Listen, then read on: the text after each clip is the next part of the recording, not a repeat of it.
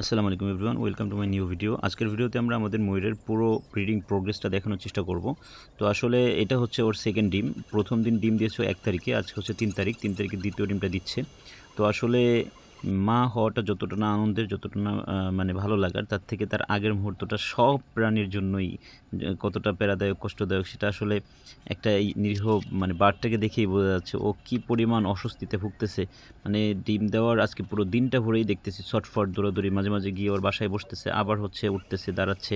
মানে আসলে এই ব্যাপারটা পুরোটাই আসলে অনেক কষ্টের। তো যাই হোক, পরবর্তীতে হচ্ছে আমি চেষ্টা করতেছিলাম ওর পুরো মানে ব্যাপারটা আপনাদেরকে দেখানোর জন্য। তো দেখেন মাশাআল্লাহ ডিম দিয়ে দিয়েছে।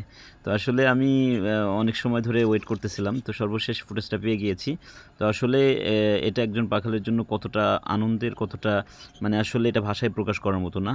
আর যখন আমি মানে আর আমার মতন মানে এক্সাইটেড, কি পরিমাণ এক্সাইটেড ছিলাম সে ব্যাপারটা আপনাদেরকে বোঝাইতে পারবো না মাশাআল্লাহ। তো যাই হোক, পরবর্তীতে আমি ফুটেজটা পুরো নিতে পেরেছি। ও মাশাআল্লাহ ডিম দিয়েছে।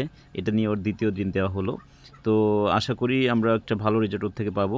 সকলে দোয়া করবেন আল্লাহ তাআলা যেন এই ডিমগুলোর মধ্যে উর্বরতা, পর্যাপ্ত পরিমাণ উর্বরতা দিয়ে দেন, যাতে করে আমরা সবগুলো ডিম যেন ফার্টাইল হয়, যাতে করে আমরা যতগুলো ডিম দেবে ও সবগুলো বাচ্চা আমরা ওর থেকে পাই।